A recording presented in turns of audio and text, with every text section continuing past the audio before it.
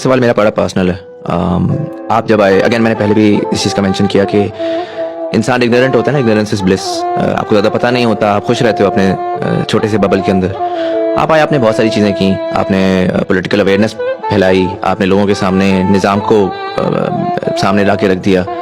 आपको पर्सनली कैसा फील होता है कि अगर आप फॉर एग्जाम्पल कामयाब ना हुए, अगर ये सारा निज़ाम दिखाने के बाद आखिर में जो आप कहते हैं कि यार यही बड़े लोग, पावरफुल लोग, वही सस्टेन किए। मैं आपको पर्सनल एग्जांपल से देता हूँ। मेरे वाले साहब जो हैं, he is 6 days younger than Pakistan, right? 76।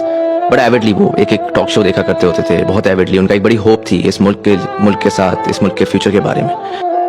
अप्रैल में जब ये आपका हुआ है, he stopped watching politics, he is regressed, dementia उनका है, वो सुनना भी नहीं चाहते। मैंने देखा है कि उनकी होप गई है, तो उसके साथ उनकी किस हद तक वो रिग्रेस की।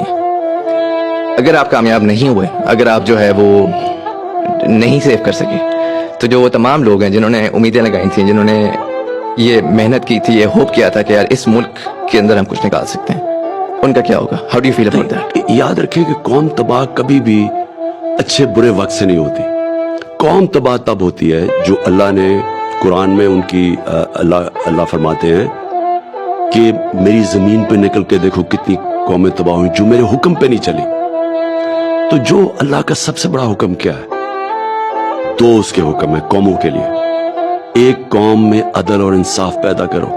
हजरत अली का कौल है, कुफर का निजाम चल जाएगा लेकिन नाइंसाफी का निजाम नहीं चल सकता। ये देखिए, मेरी ट्रेनिंग सारी है कि जब मैं मैच खेलने जाता था तो मैं हमेशा समझता था कि मैं जीतूंगा।